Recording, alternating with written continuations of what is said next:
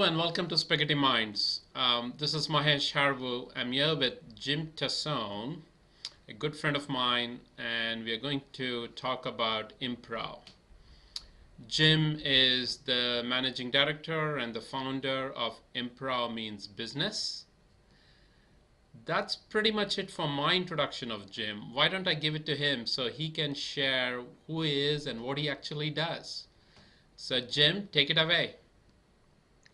Thanks very much. It's a pleasure to be on the show. I probably should start with a little bit of background. I'm a business technology professional by training and a business technology executive for 30 years at Pfizer. In recent position there, headed up the Pfizer Healthcare Informatics Group, which was a group that did work with electronic health records for clinical research, patient care management, and medication adherence. After 2010, years at Pfizer, I left in order to pursue my current career, which is helping organizations enhance their innovation, their collaboration, and their communication using the principles and techniques of improvisation. Very good. Thank you, Jim. Thanks for that. Welcome again. So, help me a little bit. What exactly is improv? Improv is the art of making things up on the spur of the moment in reaction to what's going on around you and other people. When I joined the management ranks of Pfizer, I found myself having some difficulties in collaborating and communicating with senior business executives. And in speaking with a career coach, she suggested that I do two things. One was to join Toastmasters, the public speaking organization, and the other was to join an improv group, something that I really didn't know a whole lot about. I wound up joining and enrolling in the Second City Training Center. The Second City is the world's leading organization for improvisation performance. Many of the alumni that you see are on Saturday Night Live or Whose Line Is It Anyway are graduates of the Second City Training Center. I went through the entire training program and began applying some of the principles and techniques at Pfizer. And people noticed the difference. Uh, Most people think of improv as a way to create sketch comedy, but it's really a set of techniques for relating to other people, for creating innovation through exploration, being a better collaborator by focusing on the team's success, not on your own success, and communicating better with other people by deep listening and seeing things from their point of view or perspective. When people asked and noticed the difference at Pfizer and asked what I was doing, and I told them, they asked me if I could do some applied improvisation workshops for the groups at Pfizer. So I did them for groups in marketing, in HR, and in IT as well. Other companies began hearing about my work and asked if I could do some workshops for them. So my current clients include companies like Chubb, Dannon, MetLife, M&M Mars, Pepsi, Time Warner. And in addition to workshops focused on innovation, collaboration, and communication, I have workshops around improv for customer engagement and improv for agile leadership. So, when you talk about communication and team building with improv, what facet of improv really enables that? Is that more of the spontaneous interaction, or is it the fact that there is some element of a mindset change that occurs within the individuals? It's really both. The first is internalizing both the principles and techniques of improv, And then as you do that, you really create an improv mindset, and it's a way that you wind up engaging with the world. But the key is the exercises and the practicing and internalizing of them and then applying them. There are hundreds of improv exercises, and perhaps I could describe one to give you a concrete example of both the exercise and then the skill and learning that it provides. That would be very helpful. Do you do it now, or you want to do it? Do you want to go ahead now? Absolutely. Please go ahead. So one of the exercise is called mirror. It's actually one of the foundational exercises in improv. And two people face each other and try to become mirror images of each other. And so what they do is using hand motions, facial expressions, moving their entire body around, they try to look to an outside observer as if they're an exact mirror image of each other.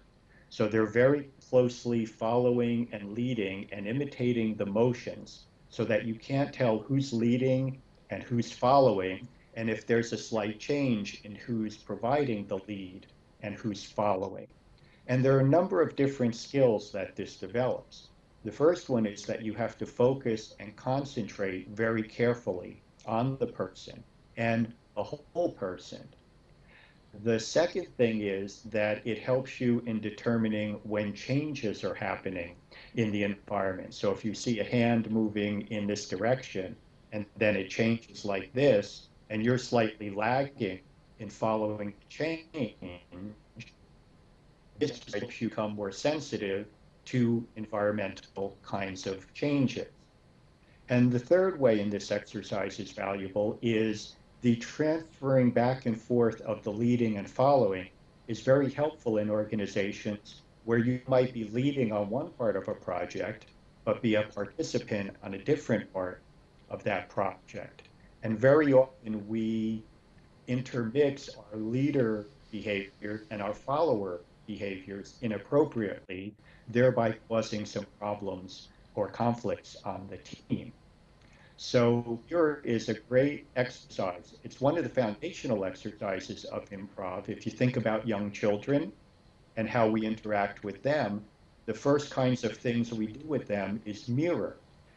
People have shown in studies around body language that if you are in sync with the other person in terms of body language, they have a feeling that you're connected with them and that you understand them. That is fantastic, and I could only relate to that with the connection between the body and the mind, where a real connection happens when you're in sync with your mind or the brain as well as the body. That's when you're almost like mirroring each other and in perfect sync. Now, I know you do a lot of speaking at senior exec level conferences. I know you're very much into the whole CIO kind of groups that meet regularly. How do the senior execs receive this kind of a training, for lack of a better word, versus somebody who's like a junior manager? Do you see a difference in how they receive this skill? Both are receptive, and I think for different reasons. The senior execs recognize that the soft skills in their organization are often more critical to success than some of the more technical skills in the case of a technology organization, for example. So they appreciate the value in that regard. The key thing is that by just briefly describing the value of applied improv and then immediately going into an exercise and its associated debrief, that helps demonstrate the concept and make it concrete for them. And I think that's one of the things that helps. For the mid level and more junior level people, I think some of the things that help them be more receptive is that I emphasize two things with the exercise. The first is don't worry about being funny. We're not trying to create comedy here. And the second thing is don't worry about how well you're doing the exercise, whether you're doing good, bad, right, wrong. It's just to experience the exercise for the first time so that when we then get the group to do the debrief on the exercise, the debrief takes place in the context of you actually having experienced something, not just heard me talking about it. Has there been studies, Jim, that show the improvement either in terms of your own experience that you have had, or even studies out there that show how improv can make a difference? There's quite a bit of research out there. In fact, at my website, which is improvmeansbusiness.com, there's a tab called research. And there's listings of a lot of research papers that have been done in the area of applied improvisation. So that's been one of the ways that they've studied this more systematically to try to tease out from all of the other factors to what degree having training in applied improv could be helpful. I would also mention that a number of the major graduate school Mm-hmm. programs, including the Stanford School of Business, have incorporated applied improvisation into their programs. Very good.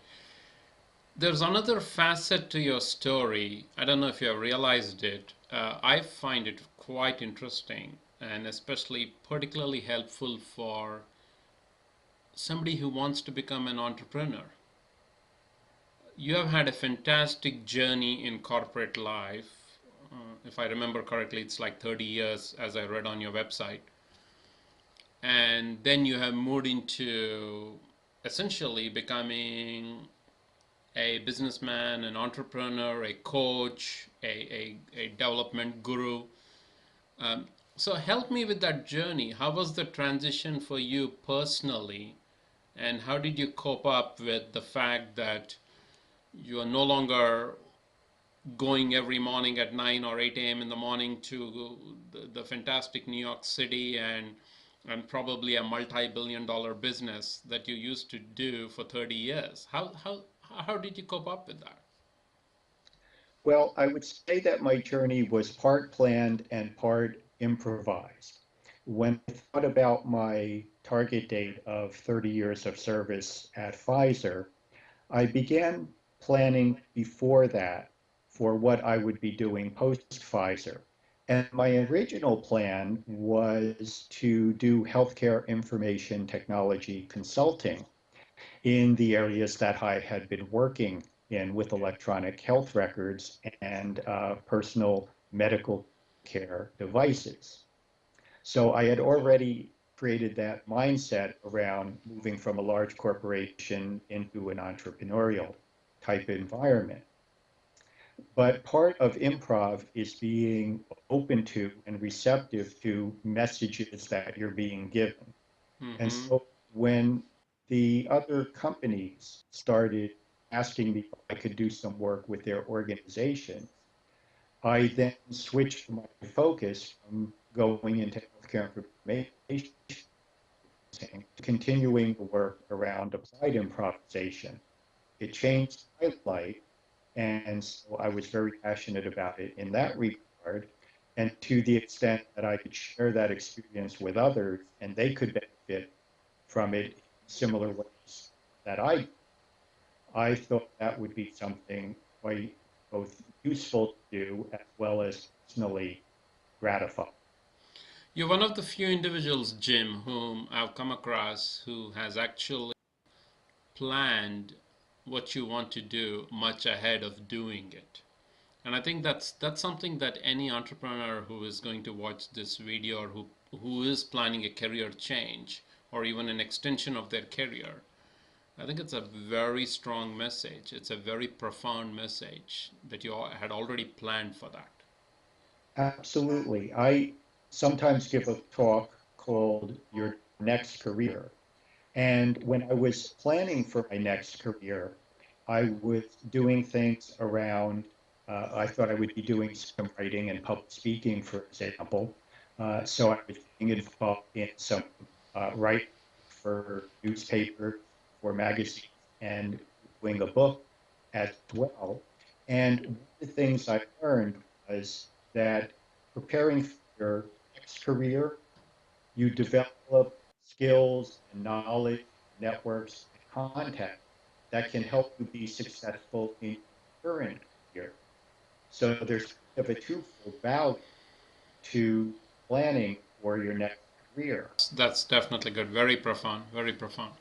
So, help me understand. You have had an interesting career. In addition to improv, you have also been an author, and I couldn't but notice that you're a big fan of guitar and you have a musical inclination, and you ended up writing a book on a classical guitarist. Yep. So, is this improv that really helped you get there? Is that mindset that really prepared you there, or is it a very intelligent Jim Tosone who has multi skills? Well, I've been an amateur classical guitarist for many years. It's one of my joys and passions. And I became a contributing editor at Guitar Review magazine in the 1990s. And I think my driving force there was my desire to influence people, in this case, toward good classical guitar recording. In the course of doing that work at Guitar Review, I had an opportunity to interview some of the leading classical guitarists in the world. And I was really struck by their combination of joy and passion for creating the music, their their dedication to the craft, to becoming the best performers they could possibly be, and also what amazing entrepreneurs they were, because they didn't have, unlike rock stars, big entourages Mm-hmm. supporting and helping them with their careers. I realized that nobody had written a book about them and the true essence of what they do.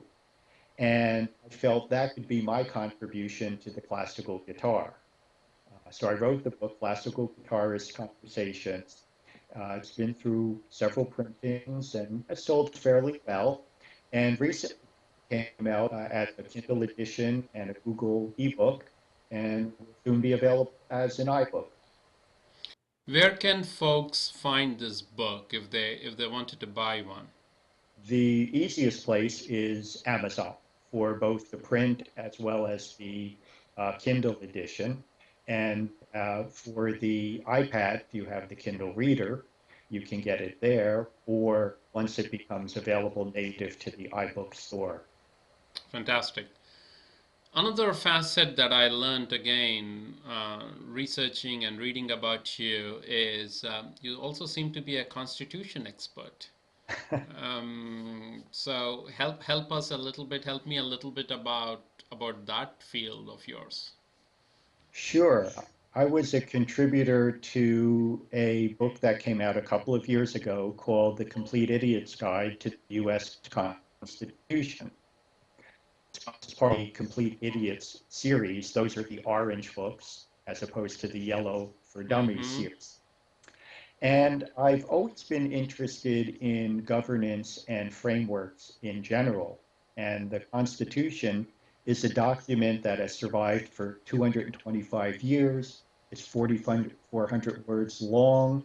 It was developed in less than 100 days, and it's scaled from a country of 4 million people at the time to 300 million people. And when I looked at corporate governance, I would ask myself, how many governance documents have helped organizations navigate through the world for long periods of time, have been relatively stable in that regard. And so I have also been giving talk recently on what we can learn from the Constitution about corporate governance. And I go through a series of topics and questions about the Constitution. And we use that as a springboard to talk about governance in corporations or IT governments, for example. And part of why people in doing talk that way is oftentimes people go into governance discussions with position, and their goal is to convince other people they have the right position model. And what I try to do through this talk is get them into an explore mindset, similar to what we do in improv, so that we can have a discussion that's less about rigid position and more about finding a governance model that can actually work for them and is sustainable. What would be your definition, Jim, of at Spaghetti Minds? One of the things we do is talk about bliss and joy. What would be your definition of that, and how do you think, with everything you have had, I mean, an extensive, fantastic career of 30 years in the corporate industry, uh, you have gone into the musical field, and you have looked at aspects of governance, you have looked at improv. What would be your definition? How do you think one can really have a self-fulfilling, blissful life? Well, I think many studies show that the people who are happiest and have the greatest joy in their lives are people who have deep and rich and lasting relationships with family and with friends and with business colleagues. And for example, one of the key concepts in improv is something we call yes and. And what that means is when an idea is presented to you, you should first accept it. And acceptance means a willingness to explore the idea, to look for its possibilities, to build upon it, and to enhance it. And then only after you've done that, you could look for potential flaws in the idea. In the traditional approach, untold numbers of ideas get snuffed in the cradle. And I think people apply this kind of approach at home and at work, they'd be amazed at the difference that it makes in their life. And so much of the improv exercises are geared toward building these deeper and richer relationships. And I think those are an important path to joy and happiness in people's lives. How long do you think, Jim, it takes for an individual to really become proficient in improv, even if there is something called proficiency in improv? But how long do you think it takes for really to get to that level? I think the key thing to keep in mind is that each time you practice an exercise or apply an exercise, you get better. So if you look at it as that journey, Mm-hmm. instead of thinking about labeling yourself as proficient or not proficient, but just keep building like compound interest over the course of time, that's how you get the payoff.